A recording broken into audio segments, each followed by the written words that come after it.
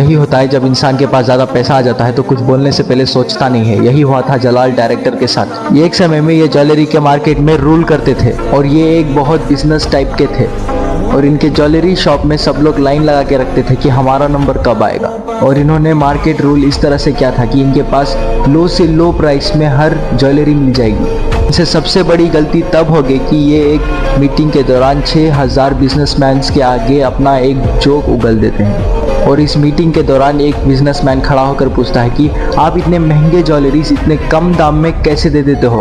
और उन्होंने इसको मजाक में लेते हुए कहा कि हमारी हर ज्वेलरीज पिज़्ज़ा के नाम पे तैयार हो जाती है। इनके कस्टमर्स को लगा कि ये हमारा डायरेक्ट मजाक उड़ा रहे हैं और इनके ज्वेलरीज में कोई वैल्यू ही नहीं है।